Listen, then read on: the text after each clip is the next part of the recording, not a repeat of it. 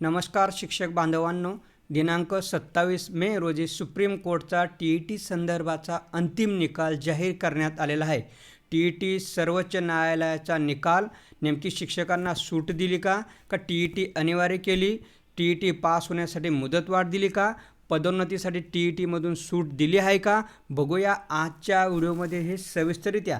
बघा मित्रांनो, महाराष्ट्रासह देशभरातील लाखो शिक्षकांना सुप्रीम कोर्टाने शुक्रवारी काहीसा दिलासा दिला आहे। त्याचवेळी कोर्टाने शिक्षक पात्रता परीक्षा अर्थातच TET सर्व शिक्षकांना बंधनकारकच असल्याचे पुन्हा एकदा स्पष्ट केले आहे। याबाबत सर्व पुनर्विचार याचिका कोर्टाने फेटाळून लावलेल्या आहेत। सुप्रीम कोर्टाने मागील वर्षी सप्टेंबर महिन्यात देशातील शाळांमधील सर्व शिक्षकांसाठी TET परीक्षा अनिवार्य असल्याचा आदेश दिला होता।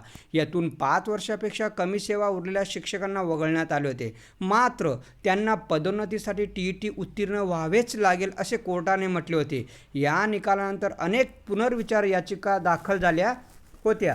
न्यायमूर्ती दीपाशंकर दत्ता यांच्या खंडपीठासमोर या याचिकांवर काही दिवसांपूर्वी सुनावणी पूर्ण झाली होती। त्यावरील निकाल कोर्टाने राखून ठेवला होता। अखेर आज कोर्टाने निकाल आला असून कोर्टाने TET परीक्षा उत्तीर्ण होण्यासाठीची मुदत 1 वर्षांनी वाढवलेली आहे।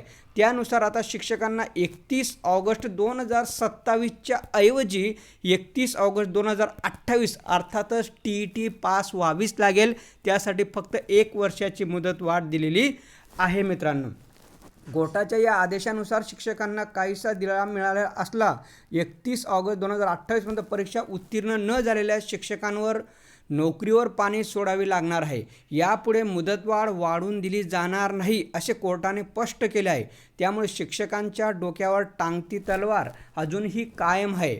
कोर्टाने 2009 पूर्वी नियुक्त झालेल्या सर्व शिक्षकांना TETतून वगळण्याची मागणी करणाऱ्या याचिका फेटाळून लावल्या आहेत। त्यामुळे केवळ 5 वर्षापेक्षा कमी सेवा उरलेल्या शिक्षकांना यातून दिलासा दिलेला आहे। उर्वरित सर्व शिक्षकांना नव्याने भरती होणारी शिक्षकांना TET ही बंधनकारकच असणार आहे। कार्यरत शिक्षकांना दिलेल्या मुदतीत पात्रता परीक्षा उत्तीर्ण होता आली नाही तर त्यांना सक्तीने सेवानिवृत्त देखील या ठिकाणी व्हावे लागू शकते।